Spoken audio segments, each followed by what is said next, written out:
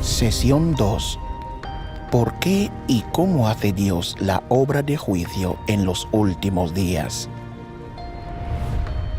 La Biblia profetizó que el juicio comience de la casa de Dios. Hermanos y hermanas, después de muchos años de creer en el Señor, nuestra mayor esperanza es ser arrebatados al reino de los cielos. La clave para entrar en el reino de los cielos es recibir el regreso del Señor. En la sesión anterior aprendimos que en los últimos días Dios se hará carne por segunda vez y regresará como el Hijo del Hombre. Algunos se preguntarán, cuando el Señor venga, ¿podrá arrebatarnos directamente al reino de los cielos? ¿Por qué necesita volver a hacerse carne? En realidad, cuando el Señor venga, hará otra etapa de su obra, la obra de juicio. Y esto se relaciona directamente con que podamos entrar o no en el reino de los cielos. Para entender esto, leamos primero algunos versículos de la Biblia, porque es tiempo de que el juicio comience de la casa de Dios.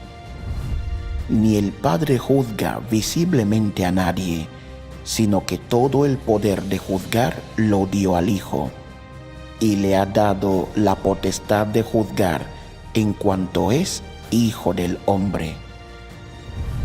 Porque vino a juzgar la tierra, juzgará al mundo con justicia y a los pueblos con su verdad. Aún tengo otras muchas cosas que deciros, mas por ahora no podéis comprenderlas.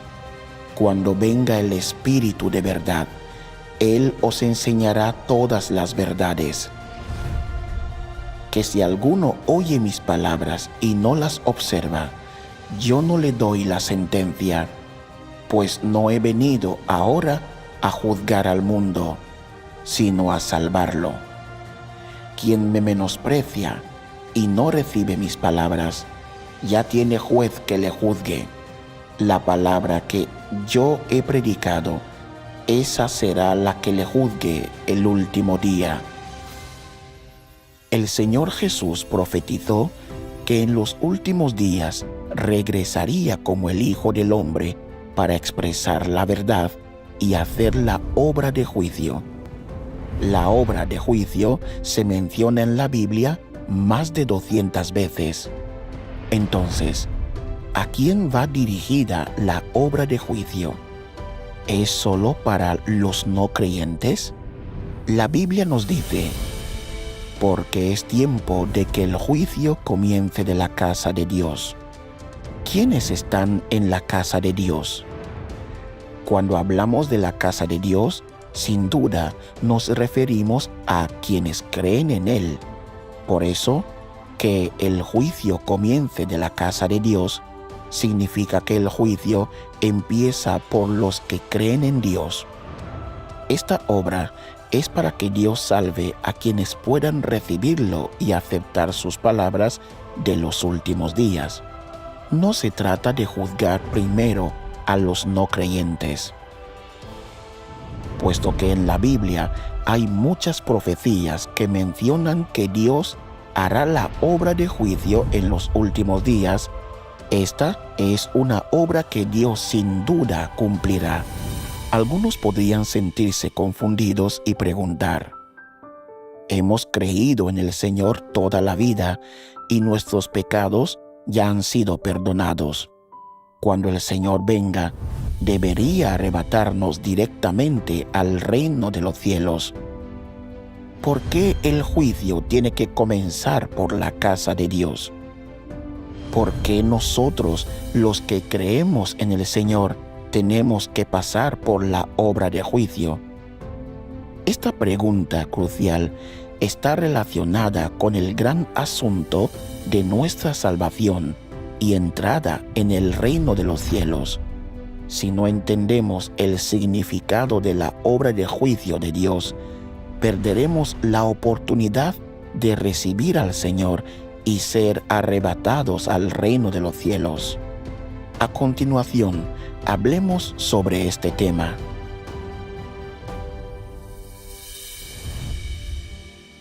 Después de creer en el Señor y de que nuestros pecados han sido perdonados, ¿por qué no podemos entrar directamente en el reino de los cielos? ¿Por qué Dios todavía tiene que hacer la obra de juicio en los últimos días? Los requisitos para entrar en el reino de los cielos. Si queremos saber por qué Dios hace la obra de juicio, primero debemos entender qué clase de personas pueden entrar en el reino de los cielos. Algunos creen que podemos entrar en el reino de los cielos después de creer en el Señor y de que nuestros pecados hayan sido perdonados. Con tal de que leamos la Biblia, oremos y hagamos buenas obras, el Señor sin duda nos llevará al reino de los cielos cuando venga. ¿Es correcto este punto de vista? Para entrar en el reino de los cielos, primero debemos conocer los requisitos para entrar en él. Los requisitos para entrar en el reino de los cielos no los deciden los hombres. Es Dios quien tiene a su cargo la puerta de su reino. Solo Dios tiene la última palabra. Solo las palabras del Señor son la verdad, el camino y la vida. En cuanto a qué clase de personas pueden entrar en el reino de los cielos, veamos qué dice la Biblia. El Señor Jesús dijo: «No todo el que me dice, Señor, Señor, entrará en el reino de los cielos, mas el que hiciere la voluntad de mi Padre que está en los cielos. Muchos me dirán en aquel día: Señor, Señor, ¿no profetizamos en tu nombre, y en tu nombre lanzamos demonios, y en tu nombre hicimos muchos milagros? Y entonces les protestaré: Nunca os conocí, apartaos de mí, obradores de maldad. Santos seréis pues, porque yo soy santo. Sin santidad, ningún hombre contemplará al Señor». Según las palabras del Señor Jesús, solo quienes alcanzan la santidad y siguen la voluntad del Padre Celestial pueden entrar en el reino de los cielos. Entonces, ¿qué significa seguir la voluntad del Padre Celestial? Significa que la gente ya no peca, ya no se rebela contra Dios ni se resiste a Él, y es capaz de acatar y practicar por completo las palabras del Señor.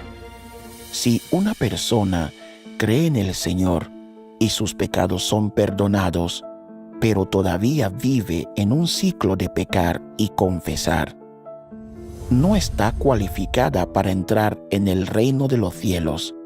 ¿Y por qué no puede entrar? Porque el perdón de los pecados no significa que una persona se haya vuelto santa, ni tampoco que pueda someterse a Dios o seguir su voluntad. Después de aceptar al Señor y de que se perdonan sus pecados, ¿acaso la gente no sigue pecando y resistiéndose a Dios a menudo? Los pecados de la gente son perdonados, pero su naturaleza pecaminosa permanece, su carácter corrupto permanece, por lo que sigue viviendo en el pecado. Esto incluye luchar por la fama y el provecho, sucumbir a los celos y las contiendas, seguir las tendencias malvadas, adorar el dinero y el estatus, así como atacar, juzgar y engañar a la gente, entre otras cosas. Es más, la gente todavía puede resistirse a Dios. Esta resistencia se manifiesta de muchas formas diferentes: quejándose de Dios, dudando de Él, juzgándolo, condenándolo e incluso blasfemando contra Él.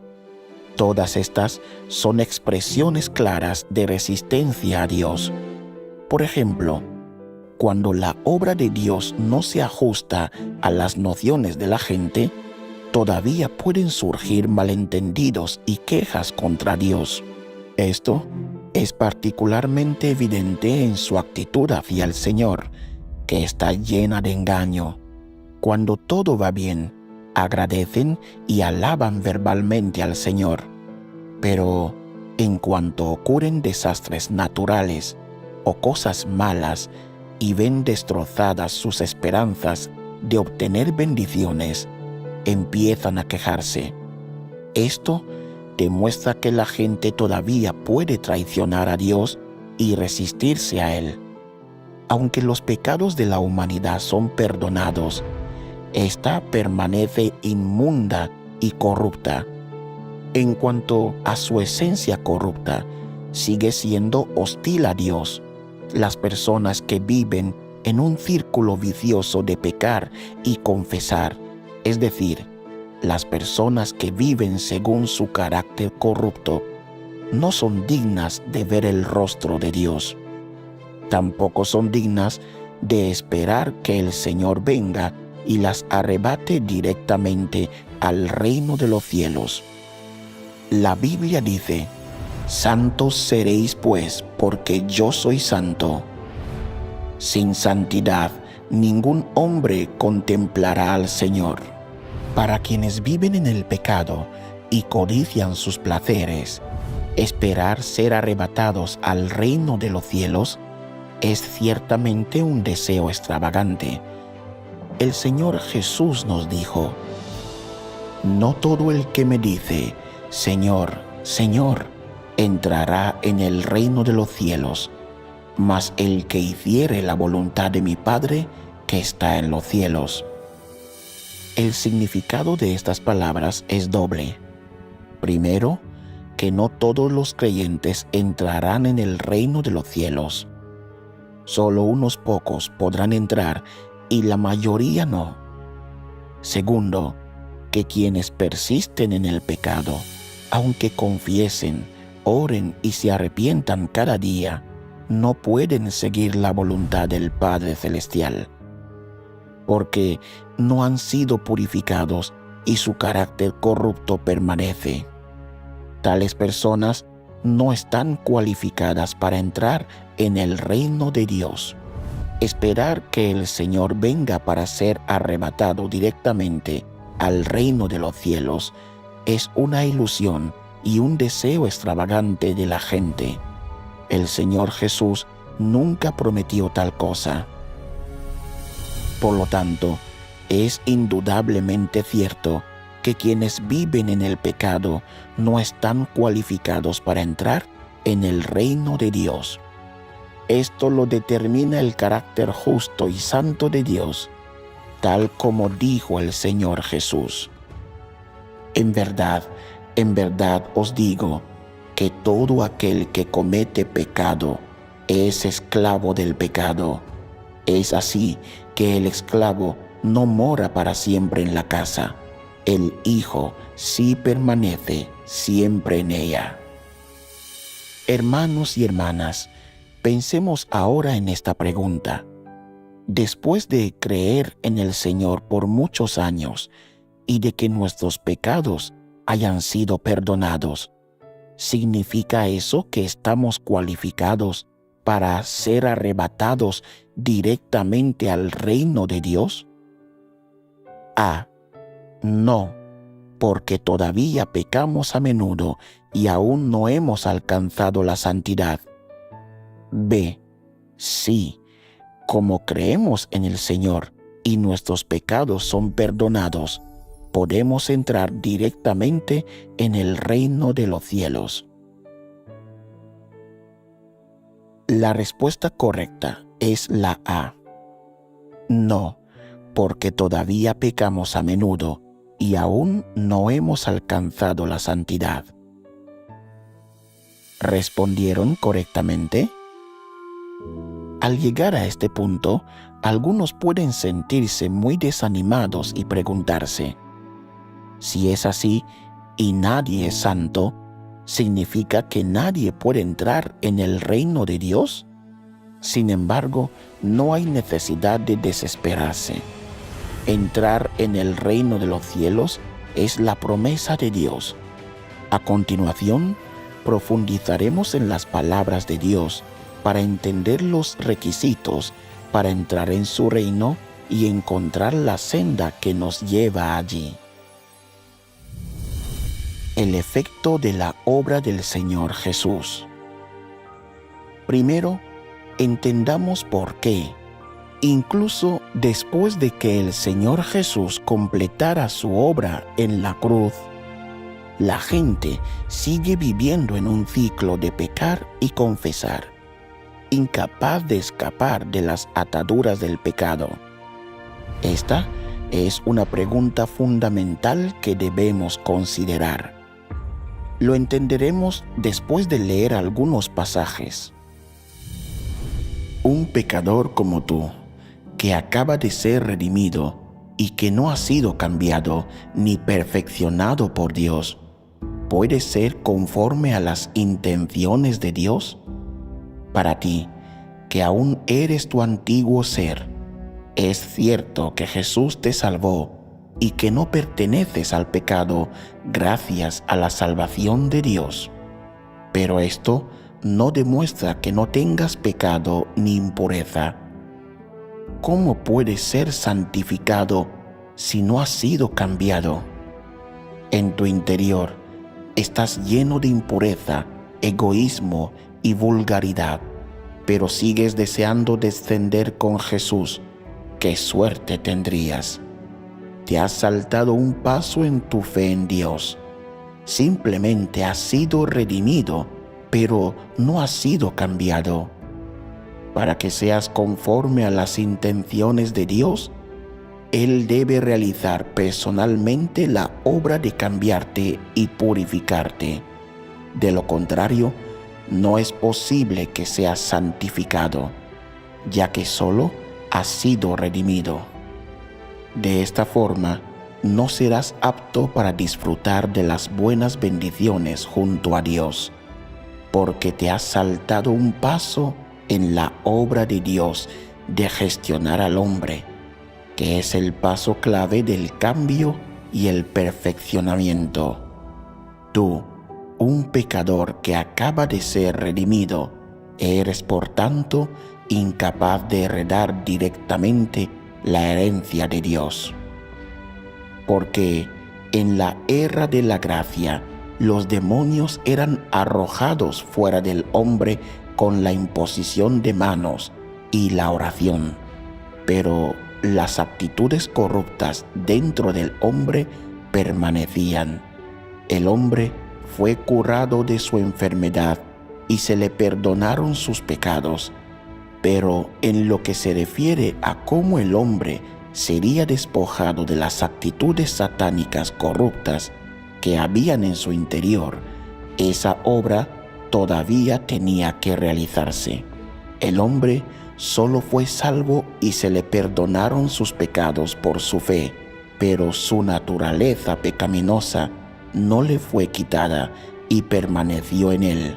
Los pecados del hombre fueron perdonados, y esto es gracias a la obra de crucifixión de Dios, pero el hombre siguió viviendo en su carácter satánico corrupto del pasado. Así pues, el hombre debe ser completamente salvado de su carácter satánico corrupto para que su naturaleza pecadora le sea completamente extirpada y no se desarrolle más, lo que permitirá que el carácter del hombre se transforme. De estas palabras se desprende claramente que el Señor Jesús solo realizó la obra de redención, pero no la obra de purificar y cambiar a las personas. En consecuencia, cuando la gente cree en el Señor, solo se le perdonan los pecados, pero su naturaleza pecaminosa, la raíz de su pecado, no se resuelve. Esto explica ¿por qué la gente puede seguir pecando con frecuencia, incluso después de que sus pecados son perdonados? El Señor Jesús fue crucificado para convertirse en la ofrenda por el pecado de la humanidad y redimirnos del pecado. A diferencia de la era de la ley, la gente ya no necesitaba ofrecer animales como ofrenda por el pecado. Mientras la gente confiese sus pecados y se arrepienta ante el Señor, sus pecados pueden ser perdonados y ya no son condenados y ejecutados por vulnerar la ley. Esto los cualifica para presentarse ante el Señor en oración y disfrutar de la paz, la alegría y la abundante gracia que Él concede. Este es el verdadero significado de ser salvo. Por lo tanto, ser salvo por la fe simplemente se refiere a que se perdonan los pecados y ya no se es condenado ni ejecutado por la ley. Sin embargo, esto no significa que la gente ya no peque, y mucho menos que su naturaleza pecaminosa sea purificada.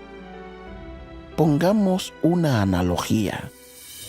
Atrapan a un ladrón después de robar algo. Su padre, por amor, paga para redimirlo. Sin embargo, esto no garantiza que no volverá a robar a otros. Solo se puede decir que ya no es condenado por la ley, pero su naturaleza de ladrón permanece. Si se le da una oportunidad adecuada, es probable que intente robar de nuevo. Robar es un acto externo, una expresión de la naturaleza corrupta interna que se inclina a robar. Esta naturaleza pecaminosa y corrupta, por lo tanto, es la raíz del pecado del hombre, y los actos pecaminosos provienen de esta raíz. Si no se erradica la naturaleza pecaminosa, los comportamientos pecaminosos nunca cesarán. Es como cortar la maleza. Si no arrancas las raíces, volverá a crecer, sin importar con qué frecuencia la cortes. Lo mismo ocurre con las personas que cometen pecados. Si los pecados solo son perdonados sin arrancar de raíz la fuente del pecado en su interior, la gente todavía seguirá pecando. Entonces, ¿qué es esta raíz del pecado?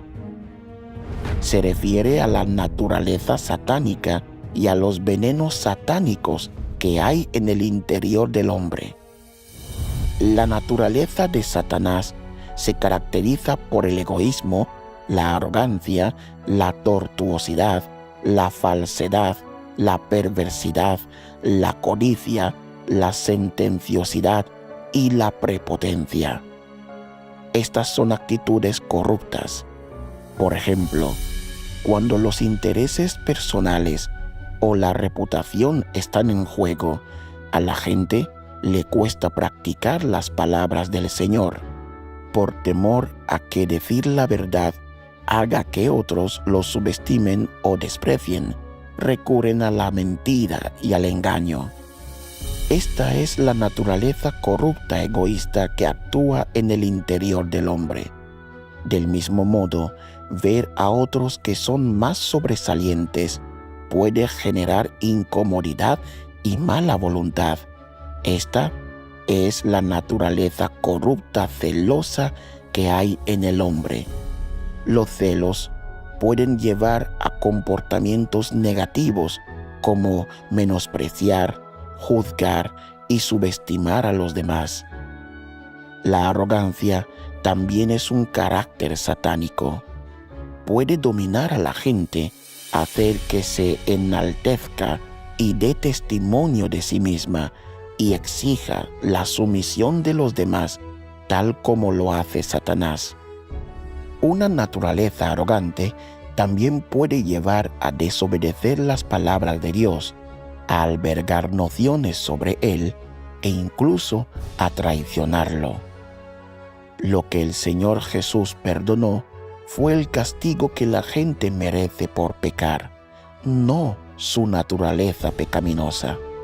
Mientras esta naturaleza pecaminosa no se resuelva, aunque el Señor Jesús perdonara al hombre 1000 o 10,000 veces, éste seguiría siendo incapaz de dejar de pecar.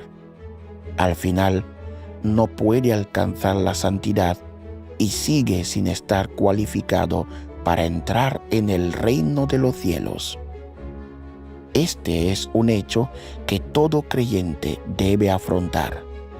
Entonces, ¿puede la gente resolver esta naturaleza pecaminosa por sí misma? Por ejemplo, ¿puede una persona eliminar gradualmente esta naturaleza pecaminosa leyendo más la Biblia, asistiendo a más reuniones y orando más? La respuesta es un rotundo no.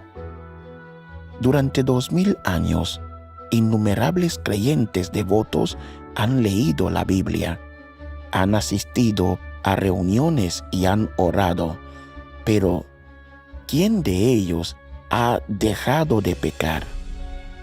¿Quién se ha despojado de su carácter corrupto? Ni uno solo. Incluso Pablo dijo: pues aunque hallo en mí la voluntad para hacer el bien, no hallo cómo cumplirla. La naturaleza del hombre está llena de actitudes satánicas, y las palabras de Satanás se han convertido en la vida del hombre.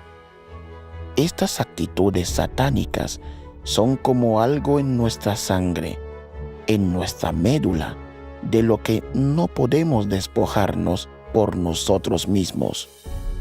Este carácter satánico se ha arraigado profundamente en el hombre y se ha convertido en su vida.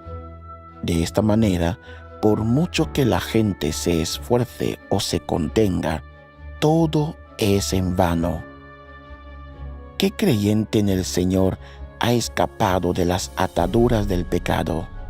¿No están todos atrapados en el ciclo de pecar y confesar, viviendo en el pecado y luchando amargamente, y les resulta imposible liberarse incluso cuando lloran y oran al Señor? Por lo tanto, para liberarse verdaderamente del pecado y alcanzar la santidad, la humanidad necesita más que la crucifixión del Señor Jesús para cargar con los pecados. También necesitamos que el Señor Jesús venga personalmente de nuevo para eliminar la naturaleza pecaminosa de nuestro interior, para cambiarnos y purificarnos por completo. Solo entonces podremos alcanzar la santidad y estar cualificados para entrar en el reino de los cielos.